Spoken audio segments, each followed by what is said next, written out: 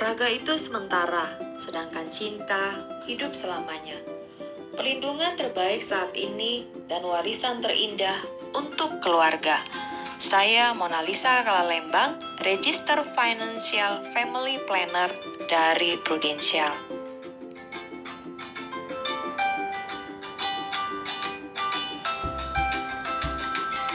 Ketika seseorang mulai bekerja, tentu saja tujuannya adalah memperoleh penghasilan dan juga mendapatkan aset.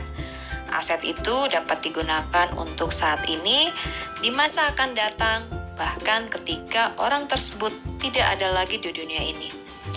Aset itu dapat diwariskan kepada orang-orang yang disayangi atau lembaga sosial, kepada orang tua, kepada anak, pasangan, ataupun lembaga sosial lainnya. Mengapa sih warisan itu penting? Di masa akan datang, dunia akan semakin tinggi tingkat persaingannya di dunia bisnis dan dunia kerja. Jika ada dana warisan dari orang tua, tentu saja anak-anak kita akan memakai dana ini untuk mereka bisa sekolah lagi, membangun network yang lebih baik dan juga lebih luas untuk kepentingan karir dan bisnis mereka, serta mereka dapat juga membangun startup bisnis. Anggap saja dana ini sebagai dana research and development yang disiapkan orang tua untuk anak-anak mereka, bahkan sampai ke cucu-cucu kita untuk mereka berkembang lebih baik lagi dalam karir ataupun bisnis. Alasan lainnya adalah untuk dana jaga-jaga terhadap risiko. Belum tentu loh anak-anak kita masuk dan bekerja di perusahaan yang punya fasilitas kesehatan yang bagus. Dengan adanya dana warisan ini, mereka bisa membeli fasilitas asuransi kesehatan yang terbaik sehingga mereka pun terproteksi dan terlindungi. Dana warisan ini dapat digunakan juga oleh anak-anak kita untuk menyekolahkan anak-anak mereka ataupun cucu-cucu kita ke sekolah yang jauh lebih baik di dalam ataupun di luar negeri. Dan kalau mereka terpanggil untuk bekerja di bidang sosial, ada dana warisan yang mereka pakai untuk mereka bisa hidup jauh lebih baik lagi dengan pekerjaan yang cocok dan sesuai untuk mereka. Tidak semua anak-anak yang mendapat dana warisan dari orang tua akan melempem. Di dunia ini ada dua tipe ayah, ayah konvensional dan ayah bijaksana. Bedanya apa? Bedanya seorang ayah konvensional, berapapun aset yang dia punya saat ini, itu saja yang dia bagikan atau dia gunakan. Tidak dia kembangkan lagi dengan cara yang lebih baik dan juga dengan cara yang lebih murah. Seorang ayah konvensional, misalnya dia punya aset 10 miliar, ya aset itu dia pakai dalam bentuk rumah, dia gunakan sendiri, deposito, atau dia siapin dalam bentuk deposito untuk anak-anaknya. Tapi kalau ayah yang bijaksana, dari 10 miliar dia kembangkan jadi 16 miliar. 6 miliarnya diperoleh dari mana? Diperoleh dari pewarisan. Dengan hanya menyisihkan 2 miliar, dia akan mendapatkan 6 miliar. Sehingga anak-anak mendapatkan warisan yang jauh lebih besar.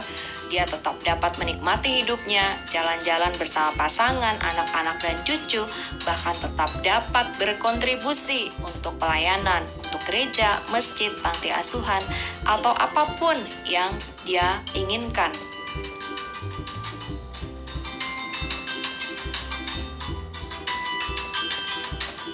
Mengapa sih warisan itu perlu diversifikasi? Nah, saat ini ada 3 bentuk yang umumnya aset itu. Yang pertama dalam bentuk deposito, properti, dan juga dalam bentuk polis asuransi pewarisan. Deposito itu kalau dalam bentuk warisan, dia tidak liquid. Untuk mencairkannya, butuh surat penetapan waris pengadilan. Dan jangan lupa, bunga deposito makin lama makin kecil loh nilainya. Bagaimana dengan properti? Properti juga tidak liquid. Artinya, ketika seseorang atau ahli waris ingin menjual properti tersebut, butuh penetapan waris pengadilan. Dan juga untuk memperoleh properti tersebut, butuh down payment yang cukup besar, 30%, dan juga cicilannya tidak murah loh. Sedangkan kalau pewarisan itu dia liquid ya, dia langsung cair walaupun baru 1 kali store premi, langsung cair semuanya. Kemudian juga kita dapat memperoleh aset dengan harga yang jauh lebih murah, hanya sebesar 20-30% nilai aset. Ini adalah contoh pewarisan 1,2 miliar dari seorang ayah berusia 55 tahun. Dengan menyisihkan dana 62 juta, diskon ya menjadi 56 juta per tahun, dia cukup setor 10 kali saja. Dan jika terjadi resiko pada dia, misalnya dia terdiagnosa sakit kritis, udah cair tuh 200 juta. Kalau dia meninggal, cair 1,2 miliar. Meninggal karena kecelakaan, cair 1,8 miliar. Bagaimana kalau dia sehat-sehat aja? Don't worry, di usia 75 tahun ada dana 617 juta dapat dia tarik. Kalau di usia 85 mau ditarik 951 juta, di usia 99 tahun ada 1,6 miliar. Jadi ruginya di mana? Cukup titip dana 10 kali saja ya, totalnya 566 juta dan sudah pasti di tangan 1,2 miliar.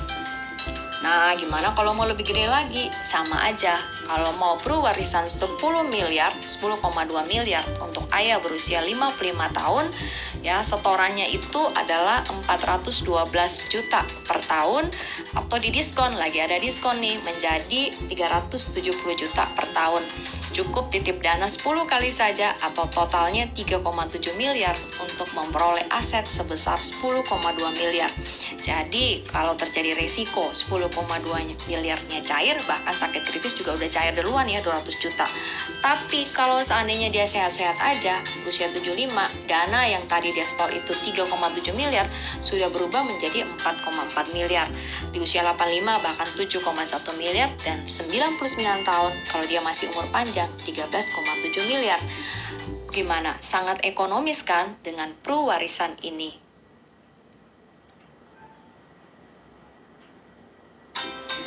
Ini adalah seorang ayah bijaksana, ya. Dia mampu untuk memberikan terbaik pada keluarganya. Dia memberikan 30 miliar dan ini adalah buktinya ketika ayah tersebut meninggal, anak-anaknya tetap dapat hidup dengan lifestyle yang oke dan dapat sekolah di tempat-tempat terbaik.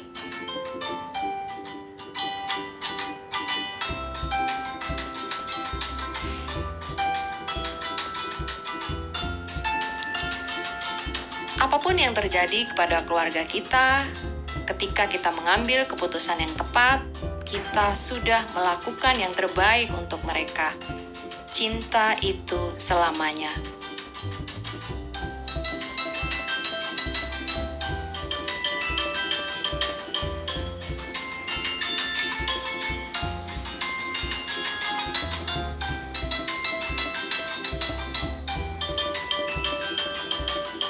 Of all the blessing we have received, our family has to be the